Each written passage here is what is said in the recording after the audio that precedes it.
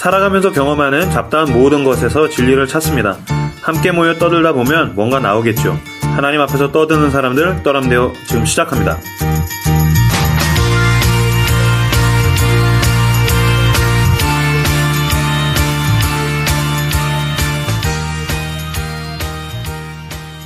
네, 반갑습니다. 떠람대호입니다. 먼저 자기소개부터 하죠. 저는 교회 다니는 동네형 임브로입니다. 연애를 삶으로 배운 김사부입니다. 안녕하세요, 서과장입니다. 안녕하세요, 썬데이 크리스찬 손작구입니다. 네, 반갑습니다. 왜들 그래요? 자꾸 드립들이 이제 여러 가지로 원래는 김사부만 드립을 쳤는데 언젠가부터 이제 손작구님은 또 계속. 그건 뭐 미리 생각해 오는 거야? 아니면 즉흥적으로 하는 거야? 갑자기 생각이 났어요. 네. 김사부 얼굴 보니까 갑자기 얘기하고 싶었어요. 드립의 바이러스가 전염되고 있어요. 어떻게 한 주 동안 어떻게 지내셨습니까? 흩날리는 벚꽃을 보면서 맞다. 삶이란 무엇인가? 네. 붙었다 떨어지는 것인가? 그렇군요. 감사합니다. 네, 한 주 동안 어떻게 지내셨어요? 어제는 정말 최악의 미세먼지였나 봐요. 야구가 취소됐어요. 465. 나 미세먼지 때문에 야구 취소되는 걸 처음 봤어요.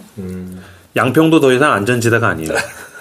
그때 양평 간다 그랬잖아요. 양평 가려는데 양평도 안전지대가 아니에요. 아니 150이 미세먼지가 매우 안 좋음인데 어제는 465. 그러니까. 제가 뭔 일이 있었나 어제? 강원도 동해, 강릉 이쪽에 살았었거든요. 한 2년? 군복무 때문에. 거긴 미세먼지 없어요. 완전 영동지대. 근데 제주도 이런 데도 미세먼지 장난 아니래요. 아니, 그쪽은 저희 태백산맥에 완전 가로막혀가지고 날씨도 달라요. 영서 쪽이랑 영동 쪽은 날씨도 달라요. 기온도 다르고. 네. 그럼 강릉 가서 살아야 되나? 네, 언젠가 한번 강릉에 가서 사시는 거 추천드립니다. 괜찮습니다. 아이고, 이번 주에 이런저런 방송을 듣는데 노데이팅, 예스데이팅 구리다는 방송을 들었어요. 25살 이후부터 연애하라고 거기 코멘트가 그렇게 남겨져 있다면서요. 그래서 정말 정말 나쁜 책이다. 그러네. 일부 방송에서 그렇게 얘기하는 걸 들었어요. 뭐 구양신공의 장풍에 맞아야 할 소리. 그 사람들이. 성경 빼고 모든 책에는 오류가 있죠. 그럼. 오류의 결과물들 아니야? 이거는 마치 그 옛날 비유로 하자면은 주화인 맞아. 이렇게 목욕한 물을 버리려다 아기까지 버리는 꼴로 그렇게. 전혀 공감되지 않아요. 너무 오반데. 전혀. 네. 그건 오반데. 요만큼도. 네. 우리 손작구 어떻게 한 주간 어떻게 지내셨어요? 저도 벚꽃을 봤고요. 마침 수요일인가 날씨 되게 좋았잖아요. 딱 좋아가지고 애들이랑 같이 가서 보고 너무 좋다. 원래는 진해를 올해 한번 가보고 싶었는데 뭐 금전적 이유와 뭐 여러 가지 이유로 포기를 했었고 참 좋았고 제가 죽을 때가 됐나 봐요. 안 하던 짓을 요즘에. 무슨 짓을 하는? 요리를. 네, 집에서. 무슨 요리 했어요? 아내한테 이쁨 받으려고. 댓글 읽어주시죠. 네. 이번 주에도 많은 분들이 댓글을 남겨주셨는데 먼저 지난번에 이벤트에 당첨이 되셔가지고 캔들을 받으신 꿈시써니꼬님 캔들 잘 받았어요. 주소를 알려드리자마자 바로 보내주셨나봐요. 빨리 왔네요. 감사합니다. 제 개인적인 이야기가 나와서 이건 스킵하고 근데 리틀 포레스트가 제가 사는 동네에 상영이 끝나서 못 봤네요. 아쉽지만 홈 영화로 보고 감상 남겨볼게요. 그렇게 아버지가 된다는 최근에 본 진짜로 일어날지도 몰라 기적 때문에 히로카즈 감독의 영화에 관심이 생겼는데 임브로님 덕분에 마음에 담을 영화 1편을 늘렸습니다. 담담히 보게 하다가 역시나 장면 칠해서 눈물을 쏟게 하네요. 결론을 알 것 같았지만 그렇게 두 갈래 길을 따로 길을 가다가 다시 만나서 포옹할 때 찡해서 죽는 줄요. 저는 주로 두 아이, 특히 케이타의 마음을 살펴보면서 영화를 보게 됐어요. 부모님의 마음에 들고 싶지만 그러지 못했던 첫째가 모범이 되어야 한다는 부담감과 나의 개성대로 살고 싶었던 갈등이 있었는데 저는 후자를 택했지만 케이타는 아빠의 미션을 온전히 따르는 모습에 마음이 아팠네요. 그리고 부모님, 특히 아빠의 심정을 대변하는 듯한 손 료타의 감상을 들으며 한국 아버지들은 저런 마음일까? 물음표. 잘하든 못하든 늘 책임감과 미안함을 가지고 있구나 싶었어요. 영화 보고 방송 다 듣고 두 가지에 놀랐습니다. 하나는 서과장님의 다시 느낀 섬세함이고요. 다른 하나는 임브로의 온 마음으로 영화를 설명해주는 느낌이었는데 방송에서 임브로님의 열정을 처음 느꼈어요. 부모와 자식 관계에 대한 영화였지만 많은 대사들이 다른 인간관계를 돌아보게 해주네요. 좋은 영화 감사합니다. 심심한 일본 영화들 좋아하는데 다음에도 기회 되시면 소개해주길 바라고 이번 방송 음질은 조금 울림이 있지만 듣기 편하고 좋습니다. 네, 감사합니다. 잘 모르시는데 전 늘 열정적으로 하고 있어요. 물론 이제 준비를 대충 해서 후려칠 때가 많기는 하지만 열정적인데 어쨌든 좋게 봐주셔서 감사합니다. 네. 네. 그리고 한고스로님. 아무래도 떠람무비 시즌2를 하셔야 되겠네요. 호호. 시즌2를 꼭 하셨으면 좋겠습니다. 꼭꼭. 곧 아빠가 될 사람으로서 그렇게 아버지가 된다 방송을 듣고 보았습니다. 영화를 보면서 느낀 것을 몇 자 적어보아도 될런지요. 제가 아직 아이가 없어서 그런지 손자크님도 다른 패널 분들도 료타의 집과 그 양육 방법이 부정적으로 말씀하셨는데 저는 보면서 과연 나는 료타만큼이라도 놀아줄 수 있을까 생각하게 되면서 걱정스러웠던 것 같습니다. 료타의 집을 보면서 뭔가 화목해 보였거든요. 유유. 가정이 가지는 문화에 대해서도 생각해보게 되고 어떤 것이 좋은 가정일까 생각하게 되는 것 같았습니다. 료타가 아이를 보내는 장면은 더 상처를 주는 것 같았고 강가에서 두 아버지의 대화에선 이 아버지들은 모두 자신의 아버지를 보며 그대로 하는구나. 그렇다면 아버지들은 자신을 바꾸려고 또는 변화하려고 하지 않는 이상 나의 아버지와 비슷하겠구나. 이라는 생각이 들었습니다. 아버지가 처음인 모든 아버지들 화이팅입니다. 느낌표. 네, 감사합니다. 저 이렇게 애 낳고 애랑 아버지가 되는 게 참 두려운 일인데 화목한 가정이 이루어지기를 바라요. 네. 네, 바랍니다. 댓글 이제 끝났나요? 하나 더 있어요. 네, 읽어주세요. 현세 117. 오, 기다리고 있었는데 드디어 업로드가 되었네요. 웃음. 잘 듣고 있습니다. 기독교인으로 나만 성스럽지 않다고 늘 고민이었는데 떠람 대오를 들으면서 기독교에 대한 이해를 하며 나의 신앙도 다시 되돌아보는 만족감을 느끼고 있습니다. 오래가는 방송을 기대합니다. 멀리서 응원하겠습니다. 화이팅. 느낌표. 매주 두 분을 추첨해서 이벤트 상품을 보내드리도록 하겠습니다. 그 떠람대오 댓글 이벤트 상품은 착한 마음, 하나님의 마음을 전하는 컨베이지에서 협찬해 주셨고요. 그 컨베이지에서 말씀 캔들 말고도 여러 가지 향초 제품들 만들고 있는데 이번 방송 이후부터는 다양한 컨베이지 제품들 중에서 랜덤으로 이벤트 상품을 보내드리도록 하겠습니다. 네, 당첨자는 공지사항 확인하시면 되고요. 이번 주에도 후원이 있었습니다. 네. 게르솜님과 정형진님. 그 떠람대오 팟빵 공지 게시판 보시면 후원 참여하실 수 있는 방법을 안내해드리고 있거든요. 얘네들 이번 에피소드 참 열심히 준비했구나. 공짜로는 못 듣겠다. 커피 한 잔 사주고 싶다. 뭐 이런 생각이 드신다면 격려의 의미로 후원 동참해 주시고요. 되게 작은 금액이어도 저희는 큰 격려를 받습니다. 아멘. 댓글을 저희가 이제 읽어드리고 있는데 저희가 녹음을 거의 토요일이나 주일날 하고 있어요. 그래서 이제 목요일날 방송이 나가면 그때 주말 전에 댓글을 좀 달아주시면 저희가 댓글들을 그때그때 좀 읽어드릴 수 있죠. 그래서 그 다음에 달아주시면 그 다음 회차에 이제 나가게 되는 게 있는 것 같아서 혹시 만약에 나는 좀 댓글로 같이 방송에 참여하고 싶다는 분들은 이제 방송이 업로드 되자마자 들으시고서 좀 댓글을 달아주시면 저희가 읽어드릴 수 있고요.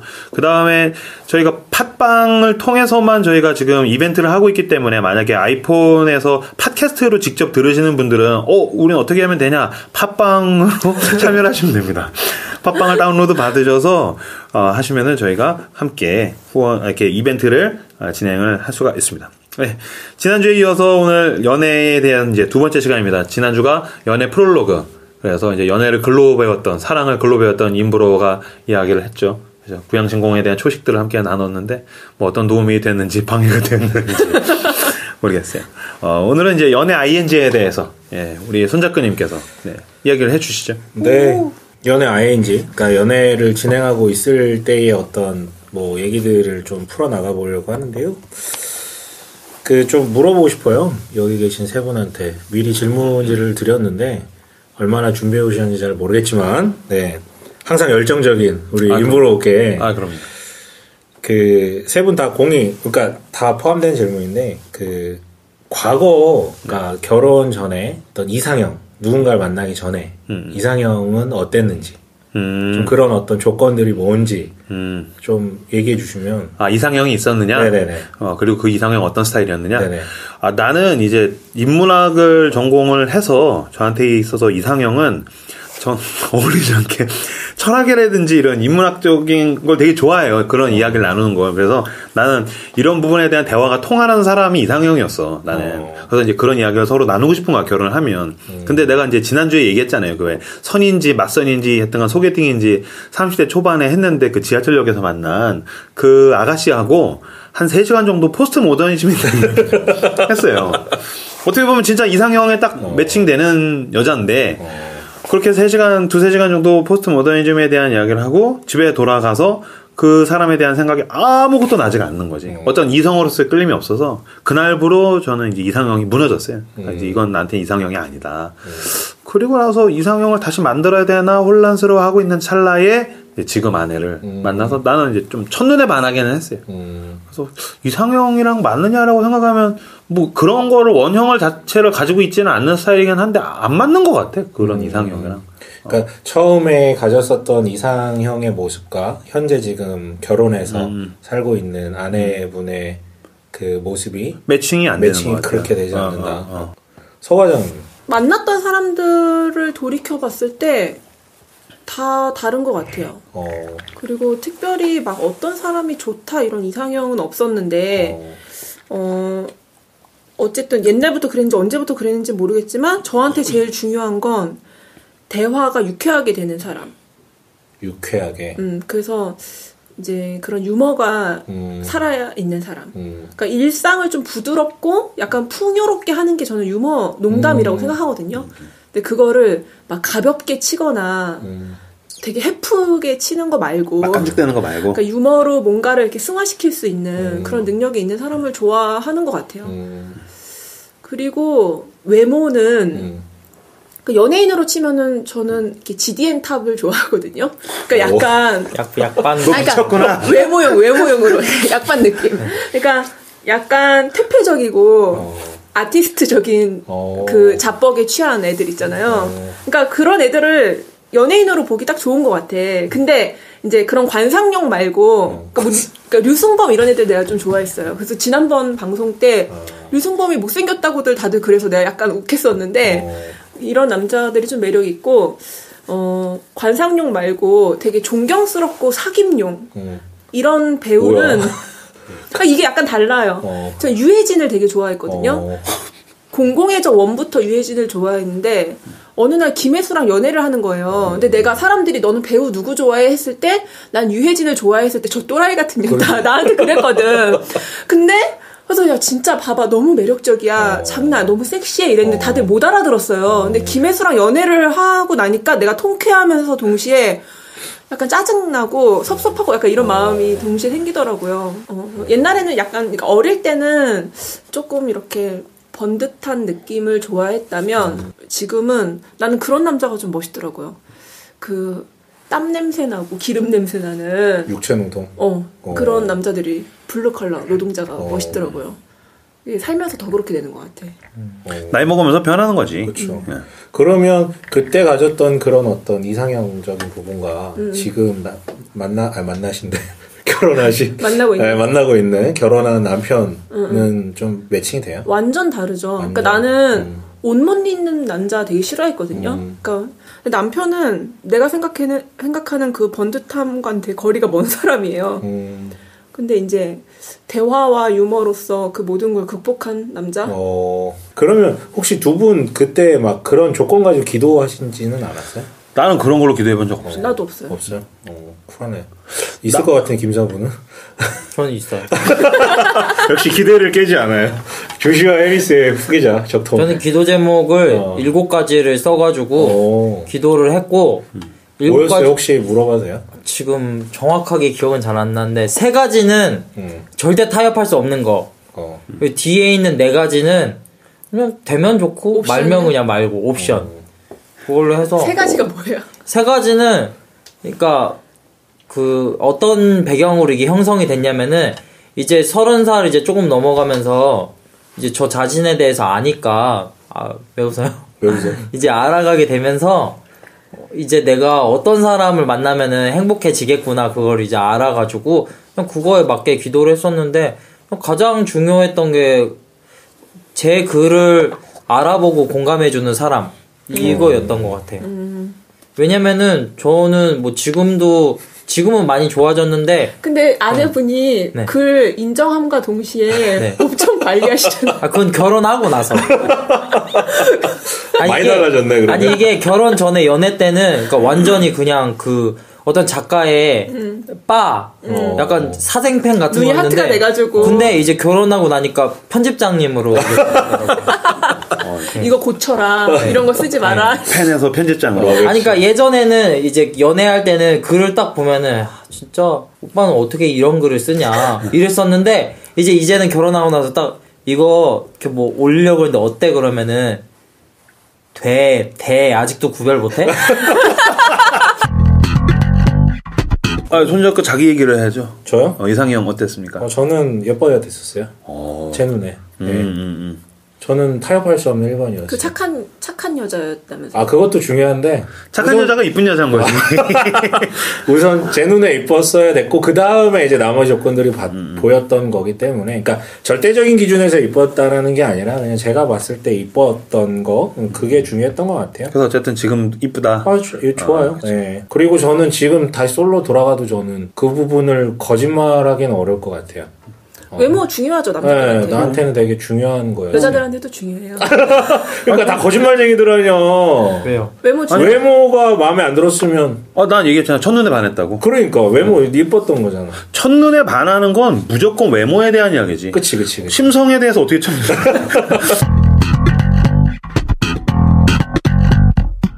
그러면 좀 이렇게 본격적인 질문일 수 있는데, 연애 결혼하고 그러니까 옛날 표현으로는 중면 되게 너무 이제 올드한 편이라서 선본다 그러나?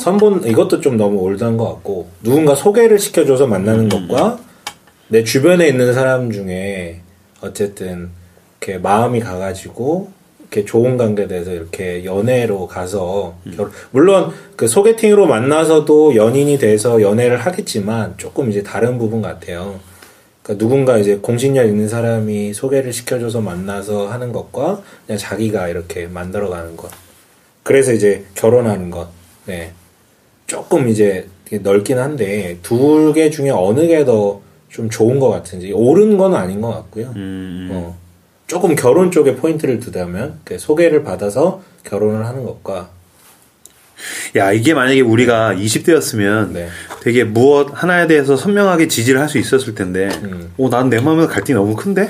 연애와 선 보는 것, 뭐가 더 낫느냐? 왜냐면 둘 다 나는 장단이 분명히 있는 것 같아. 어떻게 생각해요?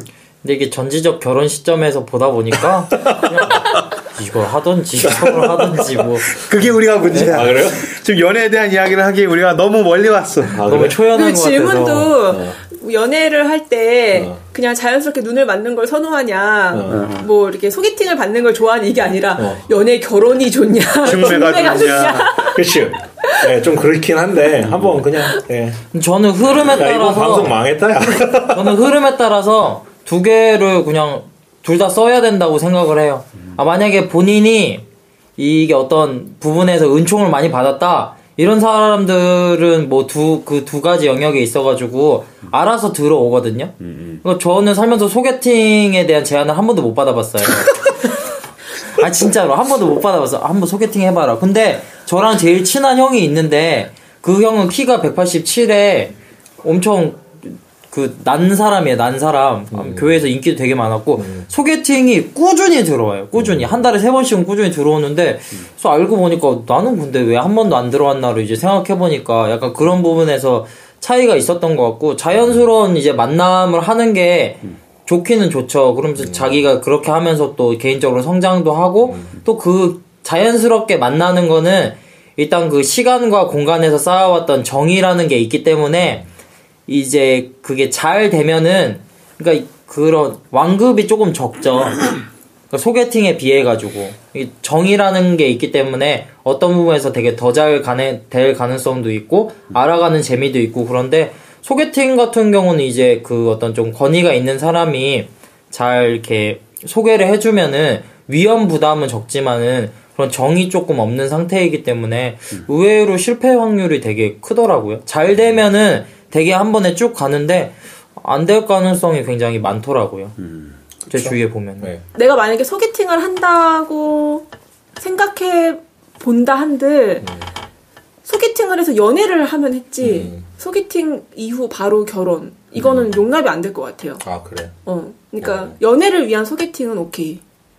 근데 결혼을 위한 소개팅. 그러니까 선을 보더라도 연애 기간을 갖고. 못해도 1년 이상 충분히 갖고 선을 그러니까 해주는 사람이 누구냐가 제일 중요한 것 같은 게 그냥 교회 장로님 해주셨어 이것 가지고서는 안 돼요. 그러니까 나랑 그 상대방을 너무나도 잘 알고 있는 그 사람이 맞아. 정말 나를 아끼고 사랑하는 마음으로 소개를 해주는 거 너무 조심스럽게 이렇게 해주는 거면은 정말 해볼까 말까 한데 그렇게 막 뭐 교회 어른이 이렇게 해주고 이러는 거는 지 자식 생각하듯이 그렇게 안 해주거든요. 그러니까 나이 찬 여자애 보면은 빨리 보내야겠다라는 생각밖에 없는 거야 약간. 그것도 있고 그러니까 자기의 비즈니스 관계를 위해서 좀 그런 게 그런 많아요. 것도 있죠.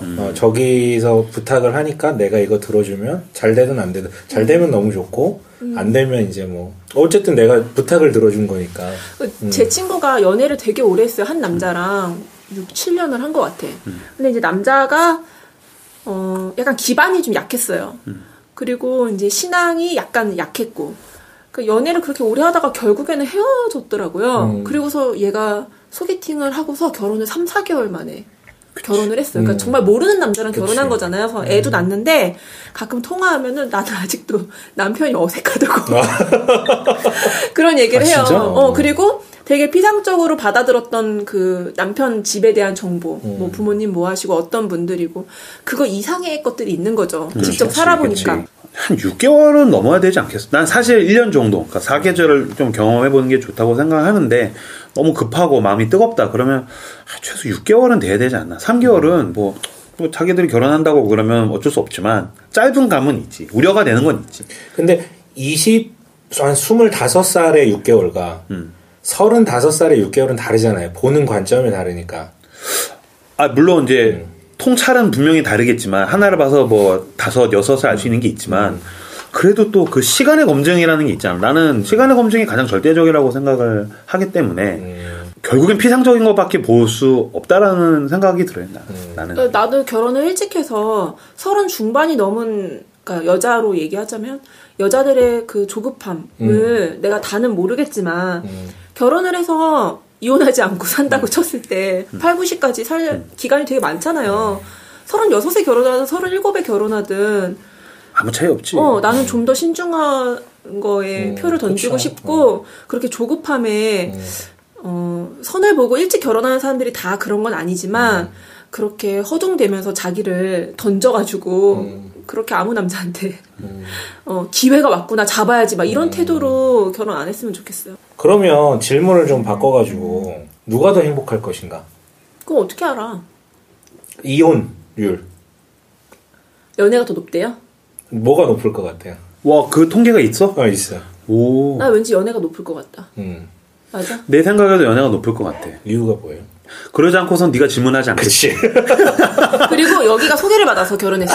맞죠? 난 소개받아서 소개받아서 결혼. 나는 6개월 만나고 결혼했어. 왜냐면 소개를 받아서 결혼을 하면 내가 이 사람에 대해서 알아가야겠다라는 겸손한 마음이 서로 있다라고 생각을 해. 근데 연애를 하면 그거로부터 더 자유롭기 때문에 자기의 본성에 대해서 자기 스스로 제어하는 게 좀 덜하다라는 느낌? 그거는 난 좀 받았어. 그러니까 연애하고 결혼했는데 어떻게 내가 모르던 이런 모습이 있을 수 있어? 이런 거에 대해서 오히려 결혼한 다음에 더 충격을 받는데 소개를 받아서 결혼을 하면은 이런 모습이 내가 이제 알아가야 될 부분이구나. 더 겸손하게 그래서 애를 받아들이는 낳고도 거지. 남편이 낯설고. 그러니까 낯설 때 내가 이 남편에 대해서 배워야겠구나 라고 이제 받아들이는 거지. 근데 연애하고 나면 어떻게 이 새끼가 결혼하고 이렇게 변할 수 있어? 그치, 뭐 이렇게 갈 수 있다라고 생각해. 난 그게. 그래서 서로의 장단점이 나는 분명히 있다고 생각해. 얼마나 차이 나길래? 이혼율이? 저는 정확하게는 모르겠는데 저도 잠깐 봤던 건데 2011년에 발표된 건데 미국 하버드 대학의 앱스타인 박사라는 사람이 100상이 넘는 중매 결혼을 한 부부와 너무 표본이 적은 거 아니에요? 그렇죠. 적을 수 있죠. 그래서 제가 신빙성이 그렇게 높지는 않을 수 있다라고 전제 조건을 깔고 연애 결혼을 한 부부들을 대상으로 8년간 관찰 조사한 결과 이런 결론을 얻어냈다라고. 네. 퍼센테이지는 안 나오고. 네, 퍼센테이지까지는 제가 검색을 못했고요. 아무튼 그래서 앱스타인 그 사람에 따르면 연애 결혼을 한 부부의 애정도는 18개월마다 절반 정도로 감소하지만 중매 결혼을 한 부부는 신혼 초에는 되게 낮대요. 네, 낮을 수밖에 없죠. 그치. 서로 잘 모르고 조심하니까. 하지만 시간이 지날수록 높아져서 한 5년 정도는 연애 결혼을 한 부부보다 높아지고 10년 정도 되면 연애 결혼을 한 사람들보다 한 2배 정도의 행복도가 있었다라고 얘기를 해요. 네. 그러니까 이 얘기를 왜 하냐면 우리는 기본적으로 연애에 대한 로망이 있잖아요. 운명적인 어떤 사람을 만나고 가슴이 터질 듯한 어떤 그 뭔가 이 감정을 느끼고 그 운명적인 사람과 만나서 결혼하는 것에 대한 어떤 이 약간 서구화된 로맨스 같은 건데 그거 우리도 지금 여전히 동일하게 느끼는데 이게 또 다른 욕망일 수 있다라는 거죠. 로맨스라는 감정을 누리기 위한 어떤 또 다른 욕망? 그 사랑으로 포장된 그러니까 감정만이 어떤 사랑이고 그 사랑으로 인하여서 이루어지는 어떤 결혼만이 조금 위대한 것처럼 보는 그 시각에 우리가 다 그러니까 오염은 좀 뭐하고 노출돼 있다라는 거예요. 그러다 보니까 이제 중매, 그러니까 표현이 너무 올드한데 아무튼 그렇게 누군가에게 소개받아서 하는 것은 감정이 없고 좀 너무 딱딱하고 결혼만을 위해서 만나는 것 같고 그리고 그렇게 살면 별로 행복하지 않을 것 같다라는 게 이 시대에 살아가는 대부분의 사람들의 어떤 일반적인 시각일 수 있다라는 것을 꼬집기 위한 연구라고 얘기를 해요. 이제 우리 이제 다 결혼을 했으니까 결혼을 한다는 건 뭐냐면 이제 서로의 사랑과 행복을 만들어가는 거잖아요. 이제 사랑이 감정이 아니라는 얘기를 했지만 두 남녀가 서로 그 행복을 만들어가야 되는데 이게 연애 때에서 우리가 뜨겁게 사랑을 했었으니까 이 사랑과 로맨스가 연장될 거라는 것은 그렇죠. 환상이란 거죠. 환상. 그럼 정말 그건 환상이지. 오히려 겸손한 마음으로 내가 이 사람 잘 모르지만 이 사람이랑 같이 가정 안에서 행복과 사랑을 만들어가지 했었을 때 그게 더 큰 것들을 만들어낼 수도 있다. 네, 그러니까 그 환상 때문에 오히려 결혼 후에 불행할 수 있다. 그치. 네. 어떻게 네가 나한테 이럴 수 있어? 그치. 내 손에 물 안 묻히게 해준다면서. 어떻게 보면 우리가 연애함에 있어서 가장 중요하다고 생각하는 조건이 이제 다른 게 아니라 감정이잖아요. 감정. 그러니까 난 감정은 어떤 그 방아쇠 같은 거라고 생각해. 촉발, 트리거. 이게 없으면 뭐 사랑도 할 수 없고 결혼도 할 수 없는데 그렇다고 해서 이 감정이 곧 사랑이라고 이야기하는 도식은 난 받아들일 수는 없어요. 근데 교회 안에 보면은 그런 이제 감정이라는 건 저는 가정이나 여러 가지 그 사람이 자라온 환경 또 그 사람의 자아나 자존에 되게 깊이 뿌리가 박혀 있다고 생각을 하거든요. 그래서 제 주변에도 있었는데 금사빠들 있잖아요. 금세 사랑에 빠지는 사람들 보면은 그러니까 이런 얘기를 해줘도 그 감정이 주체가 안 되는 거예요. 그러니까 이거를 제어를 할 수 있는 게 아니라 그러니까 누가 나한테 조금만 잘해줘도 아까 말했던 그 트리거가 빵. 근데 얘한테 그리고 또 달려들다가 또 누가 좀만 잘해주면 빵, 빵, 빵 이렇게 되니까 굉장히 힘들어하는 모습을 많이 봤는데 뭐 특별히 조언해줄 게 없더라고요. 정신 차리라 그래. 아니 그게 정신을 차리라 그래서 차려지는 것도 아니고. 턱을 한 대 날려야지. 근데 또 그렇게 많이 실망을 하고 이렇게 다니고 그래도 뭐 본인이 어떻게 그걸 제어를 할 수가 없으니까 그게 되게 나는 참 어렵구나 라는 생각을 많이 하게 된 것 같아요. 그런 감정이라는 게. 금방 사랑에 빠지는 것도 재주예요. 근데 그러니까 한 남자랑 헤어졌는데 또 다른 남자가 다가와. 근데 그 남자도 좋은 거야. 사랑에 빠져. 근데 뭐 나쁜 일로 헤어졌어. 근데 쉬지 않고 또 다음 남자가 왔어. 근데 괜찮은 거지. 그러니까 그것도 약간 능력인데 이거를 그냥 되게 제3자로 저 멀리 떨어져가지고 그걸 보면서 사랑은 감정이 아닌데 쟤는 해퍼 이렇게 이야기하는 사람이 얼마나 자기에게 그런 기회들이 오는데 그걸 내가 제어하고 그런 것들을 거절하고 나를 약간 이렇게 하면서 절제하면서 연애를 하고 있는 사람이 그런 이야기를 하는 건지 기회가 오지 않아서 그런 그 다양한 선택을 하지 못하는 가운데 그런 말을 하는 건지 난 그건 되게 다르다고 생각하거든요. 근데 나는 오히려 반대인 게 금사빠라면 그러니까 자기가 사랑에 빠지거나 그건 사랑에 빠진 것뿐만이 아니라 어떤 감정이 너무 클 때엔 중요한 결정을 해야 되는 타이밍이기 때문에 자기 객관화 과정이 나는 굉장히 중요하다고 생각해. 왜냐면 이게 굉장히 큰 결정을 해야 되는데 감정은 어떤 것에 대해서 필터링을 할 수가 없잖아. 날 맹목적으로 달려들게만 하기 때문에 조금 더 빠져나와서 이게 과연 무엇인가라는 의심을 해야 되는데 금사빠들이 가진 가장 큰 단점은 그냥 그 자기 감정을 맹신한다라는. 내가 정말 하고 싶은 얘기는 사랑은 감정 이상이야. 그 이상의 책임이 필요해. 이거를 경험을 하지 않고서 오랜 시간 혼자 있으면서 그걸 깨닫게 되는 사람이 있고 경험하고서 실패해서 실패하고 그거를 느끼게 되는 몸으로 느낄 수밖에 없는 사람이 있거든요. 근데 그 다양성도 존중해야 된다고 생각해요. 그쵸. 네. 근데 이제 뭐 초를 치자면 이혼한 사람들의 이야기 가장 후회되는 게 뭡니까? 1위 46%가 남들 조언을 좀 들을 걸. 네. 내 감정에 너무 치우쳐서 남들이 다 아니다. 그럼 니네 안 맞다. 그 관계는 니네 안 된다. 니네 어차피 불행할 거다. 아무리 얘기를 해도 이 감정에 너무 홀리게 돼 있으니까 또 우리는 또 기독교인들은 또 신앙적 확신까지 들어가 버리면 답이 없잖아요. 하나님이 나한테 주신 배필인데 왜 이 마귀 새끼들이 이렇게 막나 뭐 이렇게까지 생각할 수 있는 것 같고. 근데 그 또 결과론적인 게 아닐까? 헤어지고 났기 때문에 이 감정에 대한 얘기 예스 데이팅이랑 노 데이팅이 되게 많아요. 아 진짜로. 그러니까 이게 30, 40대 아줌마 아저씨들이 조금 더 이렇게 멀찌감치 떨어져가지고 연애에 대해서 그쵸. 이야기하니까 우리가 이렇게 차분하게 얘기할 수 그쵸. 있는 건데 본인들은 내가 10대 20대를 생각해보고 지금 10대 20대한테 나는 해줘야 된다면 나는 경험해볼 수 있을 때 네 몸으로 겪어서 아는 게 가장 귀하다. 난 이렇게 얘기해주고 싶거든요. 그렇죠. 근데 30, 40대가 됐기 때문에 얘기할 수 있는 건데. 그거 못 알아들어요. 10대 20대. 그러니까 경험해봤으면 좋겠다라고 하지만 그럼에도 불구하고 옳은 방향에 대해서 얘기해 줘야 될 의무가 있다라고는 생각을 해요. 근데 그럼 꼰대가 되는 거야. 꼰대인데, 그러니까 나는 이게 되게 웃긴 게 꼰대 얘기를 듣기 되게 싫어하거든요. 그렇지. 이거 되게 기피증이에요. 쿨병이에요. 쿨병. 쿨해 보여야 되는 거야. 누구든지. 근데 그 사람을 정말 사랑하는 마음으로 물론 지혜롭게 얘기해야 되겠지만 지금 우리 서 과장이 얘기했듯이 경험해봐야 알기 때문에 그런 부분에 대해서 충분히 용인하지만 좋은 방향으로 또 조언을 해주는 거는 듣든 안 듣든.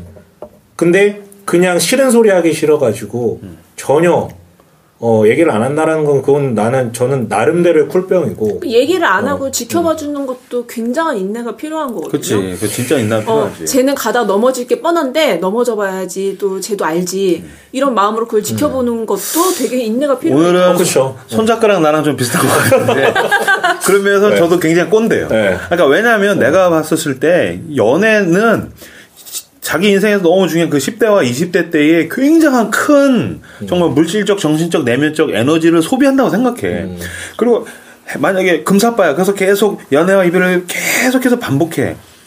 그리고 나서 돌이켜보면 물론 배운 게 있겠지만 그 시간과 에너지라면 할 수 있는 더 많은 것들이 있지 않아? 근데 왜 나는 거기다가 너무 많은 거를 데미지를 그러니까 얻으면서까지 연애를 하려 하는 거야. 이런 말을 할 수 있는 거라니까요. 나는 사랑하는 걸 글로 배워서 그래. 난 오늘 약간 서 과장님 편인데. 그러니까 오늘 나랑 손작가랑 약간 오늘 꼰대 동맹 있는. 근데 저는 뭐 그런 이제 뭐 인브로나 손자크의 의견에 동의하는데. 나 너무 동의하지. 저는 전제 조건이 있어요. 저는 그럼에도 불구하고 저한테 요청하지 않은 사람들한테 잡고선 얘기하진 않아요. 아무도 요청 안 했다며. 그렇긴 하지. 나한테 요청하진 않지만. 제 얘기는 당연하죠. 근데 이제 자꾸 이제 꼰대 소리를 듣는 것에 대해서 기피하는 사람들에 대해서 저는 오히려 조금 할 말은 해라. 좀 짜증이 나더라고. 왜냐하면 그러니까 당연히 저도 말 잘 안 해요. 저 말 잘 되게 안 하는 스타일이고 남 인생에 그렇게 개입하고 싶지는 혼자 너 않거든. 꼰대 아니야. 근데 아무튼 근데 가끔 이렇게 유심히 보면은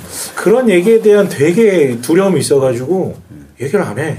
근데 이거는 뭐 손자크가 얘기하신 것처럼 나한테 누가 요청을 했다 하면은 저도 제 거를 얘기하는데 이제 제가 들었을 때 오해가 될 만한 거는 이제 꼰대라는 건 제가 정의하는 꼰대는 둘이 사귀고 있는데 막 로비에 손잡고 가는데 일로 와봐. 야 그거 미친놈이지. 네 연애가 뭔지 아니?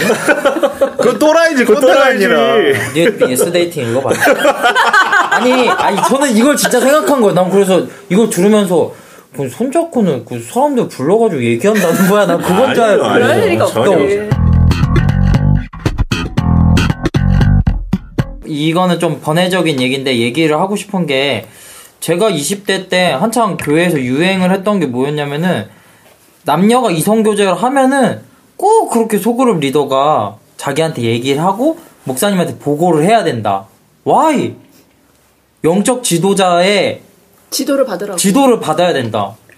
제가 그 축구를 하고 있는 클럽에 속해 있는 감독님이 저한테 아주 딱 머리에 박히는 말을 해줬는데, 사람이 두 종류가 있는데 내가 가서 물어봐야지 얘기하는 사람이 있고 가만히 있어도 와서 얘기하는 사람이 있다고. 후자가 돼야 된다고. 리더는 가서 물어봐서 얘기하는 게 아니라 와서 얘기하게 해야 된다고. 저는 그렇게 해서 이성교제에 대해서 얘기하는 거 오케이. 근데 이거를 그 제도 안에 조직으로 해가지고 짜는 거는 뭐가 있을까? 왜? 그런 생각이 많이 드는 것 같아요. 물론 그렇게 해서 뭐 10커플 중에서 몇 커플 정도가 좀 그런 어떤 좀 안 좋은 길로 빠지는 걸 어떻게든 뭐 제어를 할 수 있고 공동체 내에서 뭐 보호라는 차원을 받을 수는 있겠지만은 좀 그런 게 저는 좀 폭력으로 억압되면은 괜히 만나면 죄책감 느껴지잖아요. 교회 안에서 비밀 연애하고 좀 그렇지 나는 않나? 교회 내 연애를 목사가 알아야 된다라는 것에 대해서는 동의해요. 왜냐면은 둘만의 연애가 아니라 공동체 내에서 연애이기 때문에 영향력이 있잖아요.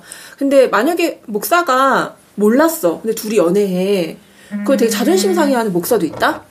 그 본인이 평소에 관계를 유지했으면 되는 건데, 그거는 그렇게까지 열과 공을 다 하지 않은 채 이 사람의 의무만 지금 강조하는 거잖아요. 그래서 자기가 뒤늦게 알게 됐어.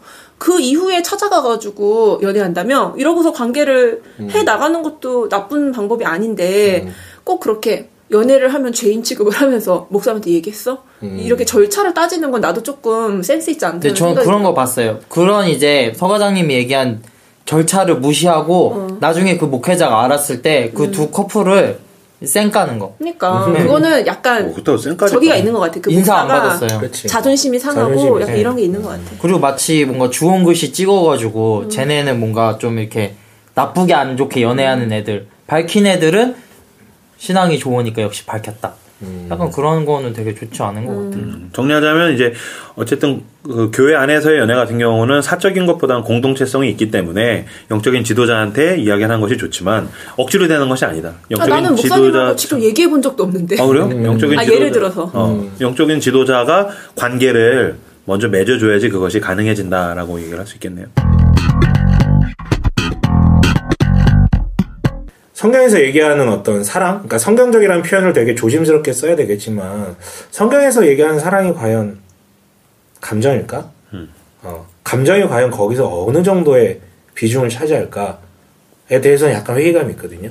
감정이 뒤따르지 않고 할 수 있어요. 그러니까 그 비중을 얘기를 하는 거죠. 비중? 그게 필요 없다가 아니라 나는 중요한데 그 감정의 비중을 작게 넣고 싶진 않아.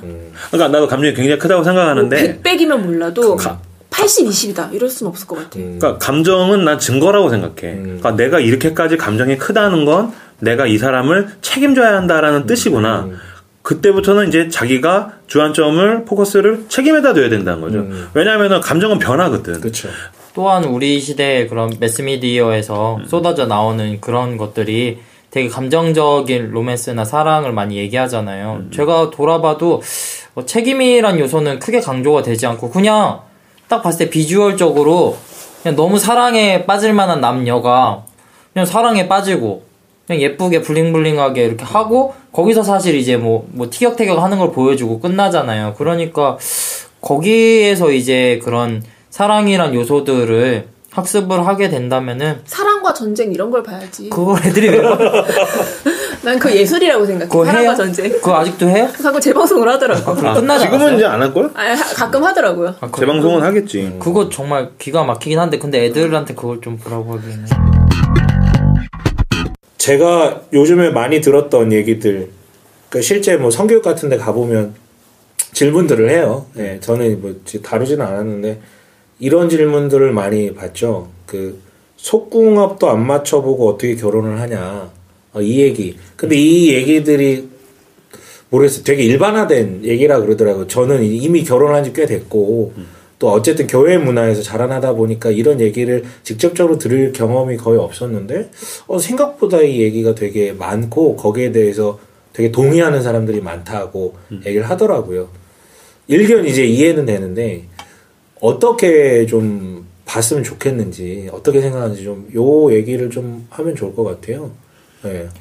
저는 교회 밖에서 생활 이렇게 했었던 적들이 많으니까 근데 그거 하면서 느낀 게 와 진짜 뭐 그것도 일부분일 수 있겠지만은 그걸 다 일반화할 수는 없겠지만은 남자들이 만나면 이렇게 섹스 얘기를 많이 하는구나. 그거를 느껴서 만나면은 뭐 되게 많이 얘기하는 거예요. 자연스럽게 뭐 어디 뭐 대표업소로 갔다 온 거 뭐 이렇게 뭐 누가 이렇게 뭐 어쩌고 저쩌고 되게 많이 하는 거. 그래서 나는 교회 문화에 익숙했던 사람이니까 교회 안에서 뭐 그런 얘기 하는 것도 못 들어봤고. 교회 안에서는 섹스 얘기까지는 안 나가고 여자 얘기만 하죠. 네. 뭐 그 되게 터부시 돼 있는 거니까. 그쵸. 근데 그 사람들 인식에서는 그런 것조차 없고 되게 많이 얘기를 하길래 그렇게 이게 가운데 껴있을 때 저는 되게 약간 벙찐 거죠.